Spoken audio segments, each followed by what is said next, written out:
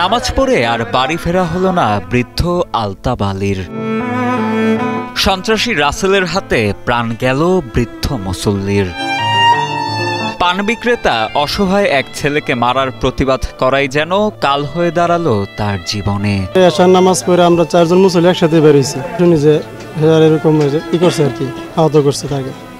পরে ঘন্টা আনি পরে আবার হাসপাতালে ফোন দিয়েছে, তার এক ভাগিন জামার কাছে, আবার বলতেছে সে মারা গেছে। সম্প্রতি এলাকায় সন্ত্রাসী তাণ্ডবের ঘটনার প্রতিবাদ করেন নিরীহ আলতাব আলী। সেই পূর্বশত্রুতার জেরেই ককটেল বিস্ফোরণ ঘটিয়ে বৃদ্ধকে হত্যার অভিযোগ উঠেছে রাসেল বাহিনীর প্রধান রাসেল ও তার সহযোগীদের বিরুদ্ধে। নামাজ পড়ে আইসা এখানে এলাকা বাড়ির সামনেই একটু সময় দেয়, এই বাহিনী আইসা ককটেল মারে, গুলি করার পরে এই বাহিনী আর হঠাৎ করে অ্যাটাক, এলাকার লোক আতঙ্ক হয়ে কাছে ফিরতে পারে নাই। পরে আমার চাচার উঠে এই ককটেল মারছে, মাইরা হাইরা তার ঠ্যাং ছন্নবন্ন করিয়াছে। জানা যায় 21 মে রাতে ময়মনসিংহ সিটি কর্পোরেশনের 32 নং ওয়ার্ডে ঘটে এই হত্যাকাণ্ডের ঘটনা। এতে ঘটনাস্থলে গুরুতর আহত হন আলতাব আলী নামের সেই বৃদ্ধ। তৎক্ষণাৎ প্রত্যক্ষদর্শী ও স্থানীয়দের সহায়তায় ময়মনসিংহ মেডিকেল কলেজ হাসপাতালে নিয়ে গেলে কর্তব্যরত চিকিৎসক তাকে মৃত ঘোষণা করেন। আমার স্বামী একজন আছেন, আমার সংসারের একজনের কর্তা, আমার একটা ছেলে আর 4টা মেয়ে, আমি মেয়েরই ছেলেরই, আমি কি আপনার সংসারই করাম?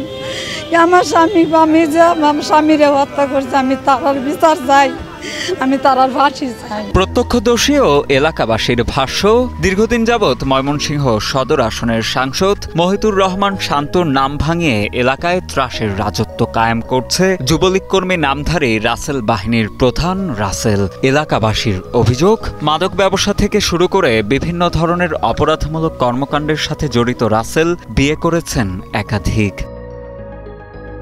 এমনকি নিজের স্ত্রীদের দিয়ে দেহ ব্যবসা করানোর অভিযোগ রয়েছে তার বিরুদ্ধে।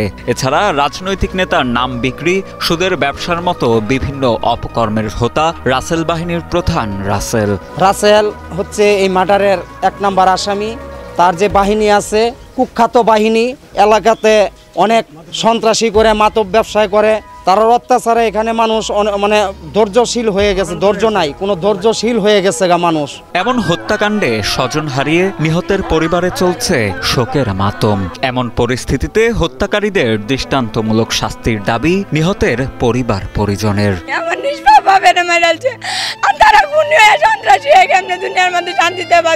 আমি শুধু তার ফাঁসি চাই, তার সাথে যারা ছিল তাদেরকে ফাঁসি চাই, আমার আর কিছু বলার নেই।